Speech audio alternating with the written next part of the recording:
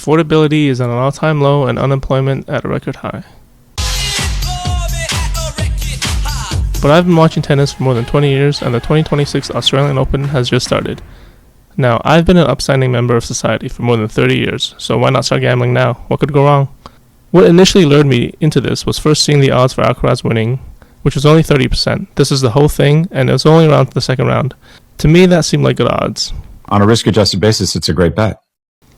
Okay, so going in and I have to plan a little bit. I have a rough idea of the strategy I'm going to do. I'm only going to bet on who I think will win, not go for long shots. That's just giving away money. I will be conservative and only bet maximum 20% of my bankroll on a single bet. I won't do parlays, I won't do spreads because they're risky and irresponsible and I don't understand how they work. So, moneyline bets only. I deposited $140. The first bet is $10 on Alcaraz to win the whole thing, and I stand to gain $20. I started at the second round since I didn't plan to bet until the second round. First thing in the draw that caught my attention was Michael Zen versus Corentin Moutet. Now, Michael Zen is a young up-and-comer. He's rising in the rank. He's a two-time NCAA champion, and he just beat a tournament dark horse, Korda. Now, he's a crafty American player. He shows patience beyond his years. So, yeah, I'm taking Moutet here with 60% odds. I bet $10 and I won $7.86. Okay, so we're off to a good start. The second matchup that interested me was Denis Shapovalov versus Marin Cilic. Now, Shapovalov is a known streaky Canadian one-hander against a very seasoned veteran. And Marin Cilic just double bageled his previous opponent. Cilic is also pretty streaky, but I'm taking him here. The odds here don't really make sense to me. He's only 45% favored. So I bet $10 and I win $12.22. Now in this bet, I wish I bet more. Shapovalov seems to always underperform in big matches. But, lesson learned. The next matchup is Munar versus Casper Ruud. To me, this seems like a lock for Ruud. He won't lose to another Spanish clay courter when he himself is a superior Spanish clay courter. And the odds are 70% favored for Ruud, which seems low to me. I place a big bet here, $50, and I win $23.53. Looking back, this one seems so guaranteed, and without injury, Ruud's been looking pretty good. So even though I broke my rule of 20% of my bankroll, I think I probably should have put more here as well. So I'm already breaking my rules. We'll see how this goes. Now, moving on to the third round, we have Tommy Paul versus Alejandro Davidovich Fokina. Tommy Paul has looked pretty good in his previous rounds, and he beat an in-form Kovacevic, and he hasn't lost a set yet. Davidovich Fokina, he barely scraped by Opelka, and the head-to-head shows that it's 5-0 in favor of Tommy Paul. The playstyles are similar, but Tommy seems much more in form, and Davidovich Fokina had a few heartbreak losses recently. The odds are 66% favored for Tommy Paul. I bet $10 and I won $5.15. The next matchup is Marin Cilic against Casper Ruud. Now, Cilic looks to be really in form, and he's almost back to his old US Open winning ways, but I don't think he's going to beat Ruud here. Ruud's a great counterpuncher, and against the aging shotmaker like Cilic, I don't think Cilic has currently what it takes to beat him, and their head-to-head is 5-0 in favor of Ruud. So I put down money on Ruud. He's 70% favored. I bet $20 and I won $8.57. Now the next bet is Stan Wawrinka against Taylor Fritz. Now this is Stan's last year on tour, and looking back, he doesn't really even win matches and challengers anymore, and this time he's had essentially a miracle run to the third round. He's going to be tired from the 5-setters that he's played, and although Fritz, he doesn't look that good at the start of the year playing the warm-up tournament. He's been dropping sets here and there in the previous matches. On paper, this looks to be a guaranteed win for Fritz, right? This is like a low challengers level player against someone who's like top 10. And even if Stan wins, it's still good for me because if I didn't put money on this, I'd want him to win anyways, right? Now Fritz is 91% favored, so I put down $100 and I won $10.45. Now, even though I won this bet, I did not enjoy this experience at all. It was way closer than I thought, and Stan almost won the first two sets. If that happened, who knows what would happen. I broke my rule again, putting 90% of my bankroll on a single bet. I had trouble sleeping that night. I had a bad dream where I dreamed that Stan won. This was not a good experience, even though I came out of it winning $10. Now, risking $100 to win $10 seems pretty stupid. Going in, I wasn't thinking too much. I thought it was only going to be an easy $10 win, but it's not worth the risk and the anxiety that it brings. They say it's like picking up pennies in front of a steamroller, and that seems to be true in this case. And it's not viable to do this in the long term. It just takes one underdog upset for me to lose most of my bankroll. So, not worth it. Would not recommend. Now, moving on to the fourth round. We have Ben Shelton versus Casper Ruud. The odds are 43% in favor for Ruud, and it was a little too tempting not to put money on this, even though Shelton's been playing really well. Going in, I didn't for sure have confidence that one of them was going to win, but the odds for Ruud winning seemed pretty good.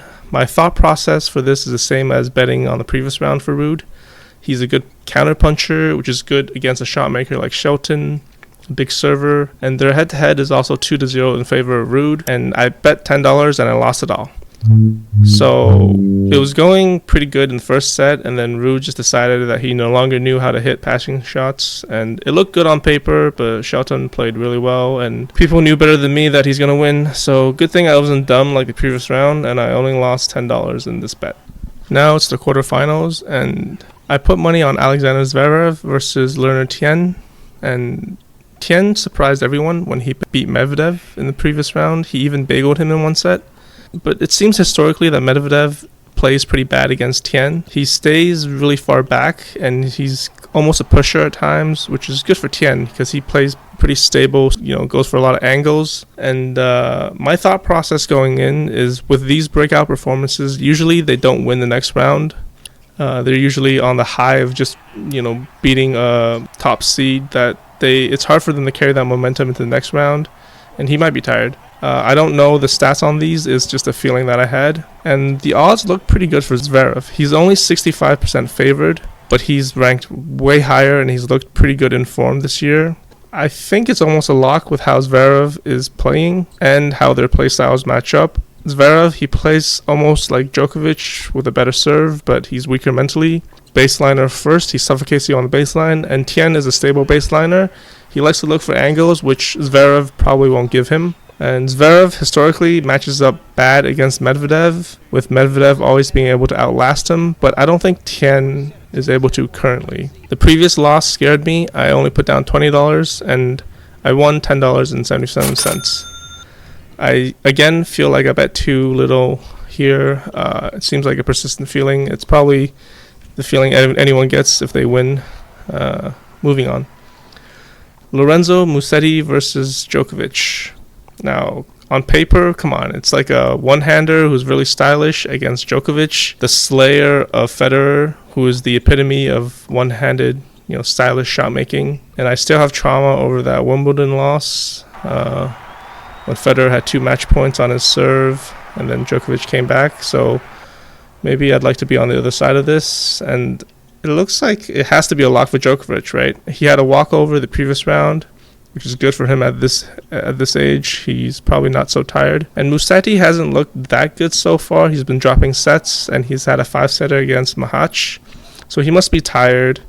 On paper, Djokovic has a 9-1 head-to-head against him, and he's only 73% favored, so it's got to be easy money, right? I put down $20, and I won $7.40. I got really lucky there. I barely escaped with this bet. I was dead in the water.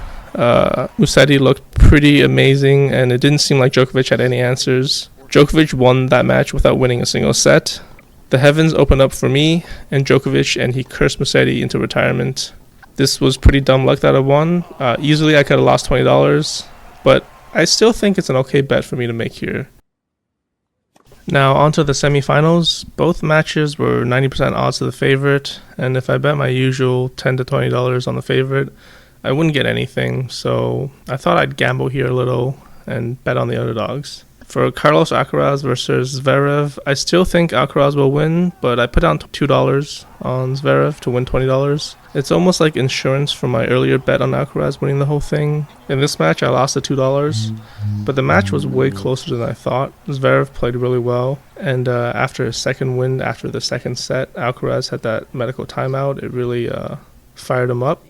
Even though Alcaraz had the timeout, which he probably shouldn't have because he was just cramping. But, he still won in the end, and it was a good match.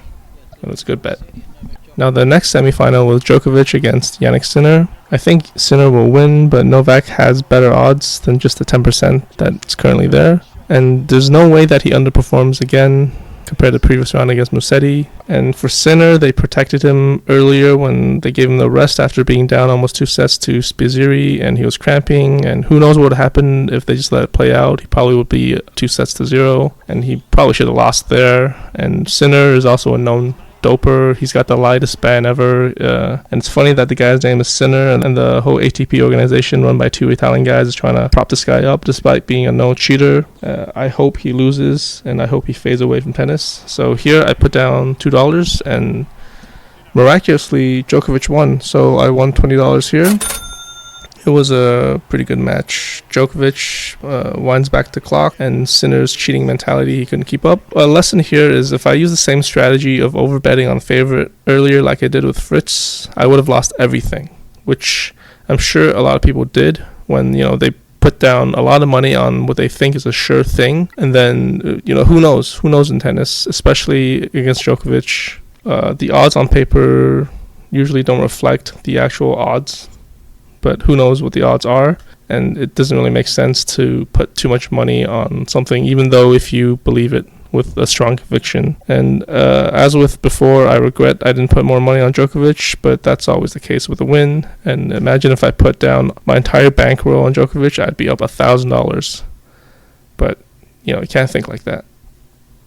Now for the finals. I didn't put down any more money other than my initial bet of Alcaraz winning the whole thing. I still think Alcaraz will win, but Djokovic, he's kind of a big match player, and it would be a fairy tale run for him if he wins this. Although there would be some question marks since he got 2 matches where his opponent was injured, and he got a pretty easy draw except for Sinner. Now, my original bet of $10 on Alcaraz winning the whole thing around second round, it was 33% odds. And after the match, I won $20 on that. So overall, from my initial deposit of $140, my final bankroll now is around $250. So that was a pretty good run. And if I wasn't so cowardly on some of the bets, I'd be up way more. But that's the greed talking, I guess. So is this probably the worst thing that can happen to a new gambler? To be up the first time you bet? It's probably a bad thing that I'm up. It makes me want to bet more in the future. Is this beginner's luck? Probably. This Australian Open, it didn't have a lot of upsets except for that big one with Sinner Djokovic. I was swayed a few times when I overbet when I shouldn't have, and I won a few based on dumb luck. Maybe a lot of it is dumb luck, but then again, it was a slow, measured approach on outcomes that I think would occur for most of them based on historical evidence and my gut feeling. And isn't this how people invest in the stock market anyways? They look at some evidence that they have, they build up some heuristic in their mind, and they go by their gut feeling on what they think a company is, even though no one really knows anything and they're essentially betting anyways. Is that any different than this? Probably, because people don't advise on stock picking anyways. You should just do index fund investing.